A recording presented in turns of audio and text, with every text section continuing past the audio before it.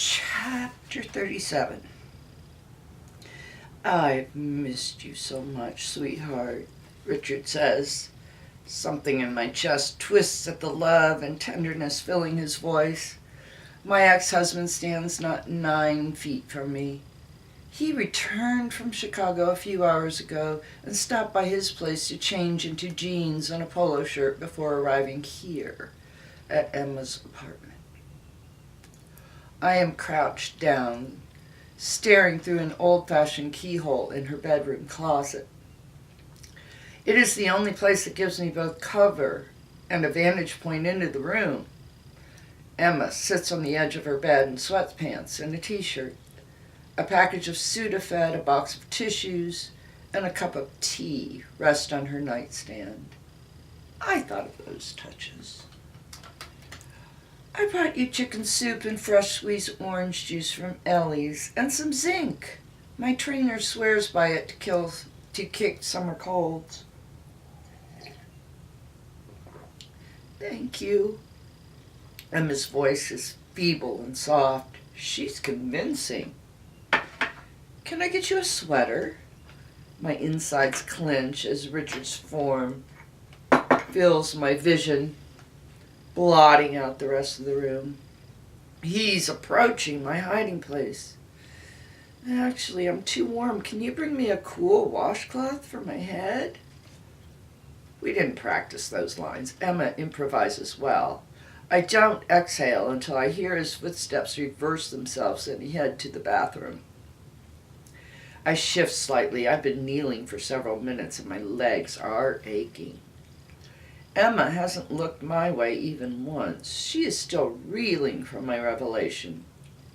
She doesn't seem to completely trust me, and I don't blame her.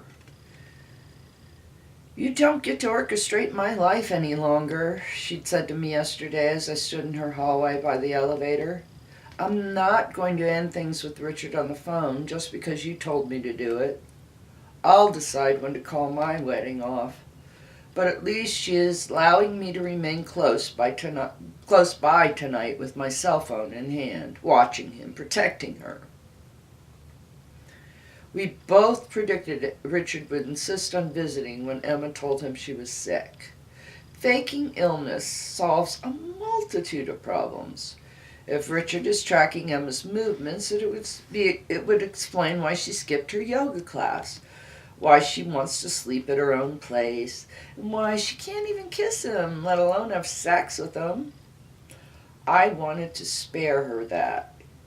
Here you go, baby, Richard says, coming back into the room.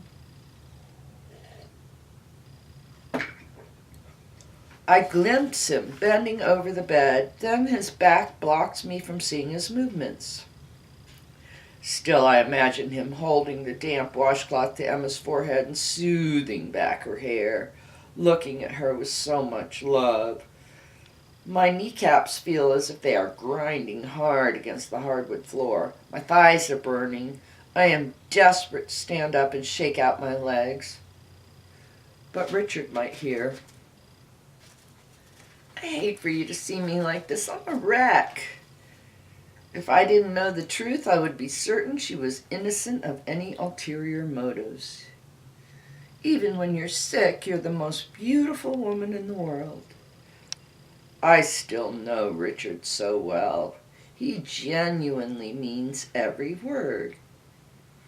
If Emma expressed a craving for a strawberry sorbet or cozy cashmere socks, he'd scour Manhattan to get her the best. He'd sleep on the floor next to her if she said it would make her feel better. This is the part of my ex-husband's nature that is the most difficult to expunge from my heart. At this moment, just like his profile through the keyhole, it's all I can see. I squeezed my eyes shut. Then I immediately forced them open. I've learned the danger of failing to observe the things I don't want to behold. If Emma didn't live up to Richard's expectations, and it was inevitable that she would fail to, there would be consequences. If she wasn't the wife of his fantasies, he would hurt her. then give her jewelry to smooth it over. If he didn't provide the family or create the kind of home he desired, he would systematically assault her reality and twist it until it became unrecognizable even to her. And worst of all, he would take away whatever or whomever she loved the most.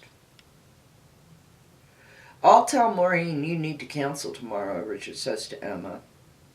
"Perfect, I think.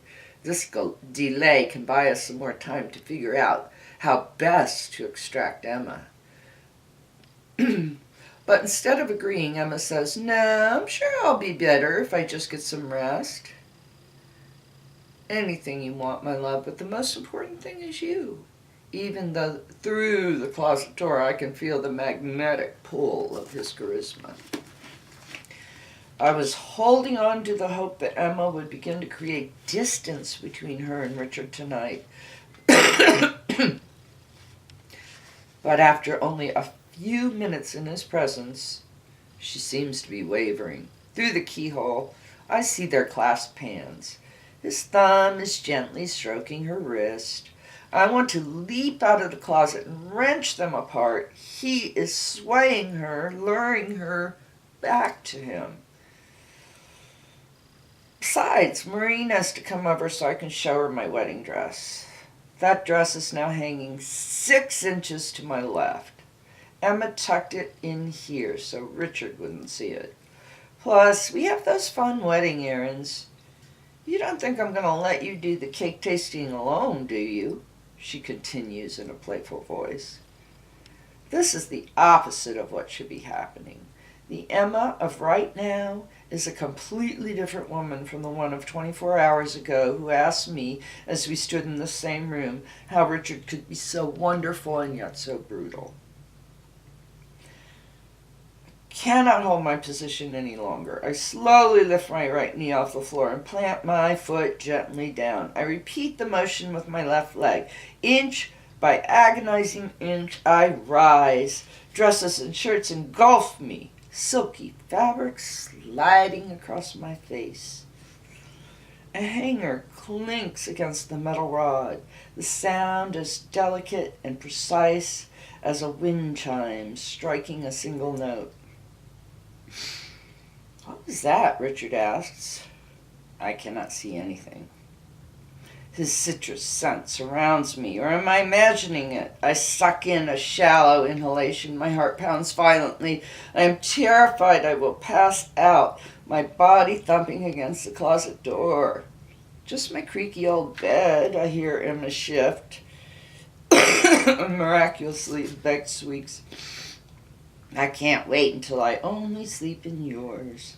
Again, I am stunned by her lightning-quick subterfuge. Then Emma says, "But there's one thing I need to tell you." "What's that, sweetheart?" She hesitates. I sink back down to peer through the keyhole again. I wonder why she's drawing out their conversation.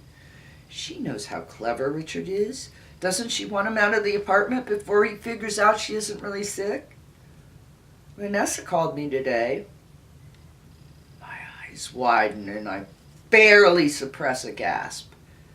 I can't believe she set me up again. Richard barks an expletive and violently kicks the wall next to Emma's dresser. I feel the vibrations through the floorboards. I see his fist clench and unclench. He stands facing the wall for a few minutes. Then he turns around to look at Emma. "I'm sorry, baby." His voice is strained. "What bullshit did she tell you this time?" Emma has chosen to believe Richard.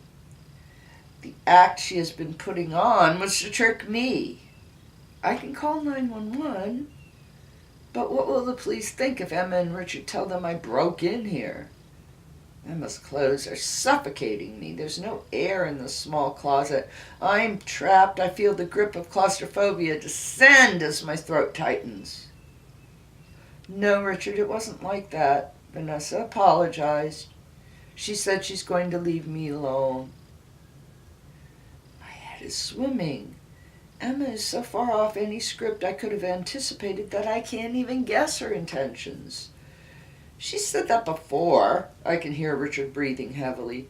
But she keeps calling and coming to my office and writing letters. She won't stop. She's insane. Honey, it's okay. I really believe her. She sounded different. My legs feel as if they turned to liquid.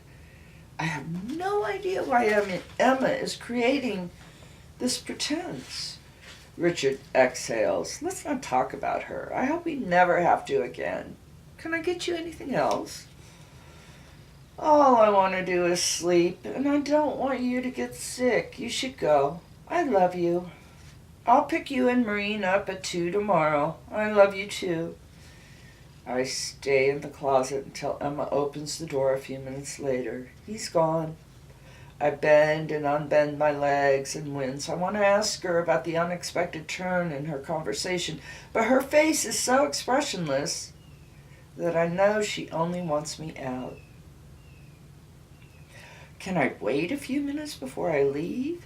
She hesitates, then nods. Let's go into the living room. I catch her sneaking, appraising looks at me. She's wary. What are we going to do next? She frowns. I can tell my use of the word we chafes her. I'll figure it out, she shrugs. Emma doesn't get it. She doesn't seem to feel any urgency to call off the wedding. If Richard can be this compelling in a brief visit, what will happen when he feeds her bites of cakes, his arm wrapped around her waist, and whispers promises of how happy he'll make her?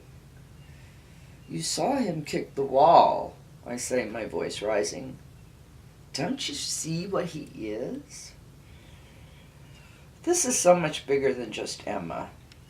Even if Richard lets Emma go, which I'm not convinced he'll do, what about all the many ways in which Richard hurt me? And the woman before both of us, the dark-haired ex who couldn't bear to keep that gift from Tiffany's. I'm now certain he hurt her too. My ex-husband is a creature of habit, a man ruled by routines. Whatever stunning piece of jewelry that glossy blue bag contained was his apology, his attempt to literally cover up an ugly episode. Emma does not know that I intend to save any woman who could become Richard's future wife. You have to end it soon. The longer it goes on, the worse it will be. I said I'll figure it out. She walks to the door and opens it. I reluctantly step past her. Goodbye, she says. I have the distinct feeling she plans to never see me again, but she's wrong about that. Because by now I know I need a plan of my own. The seed of an idea was planted as I watched Richard's explosive flash of anger at the mention of my name, my fictitious call. It takes shape in my mind as I walk down the blue-carpeted hallway, following the path Richard took only minutes ago. Emma thinks Maureen is coming over to see the wedding gown tomorrow. Then they'll go cake tasting with Richard. She has no idea what will really happen. Oh no!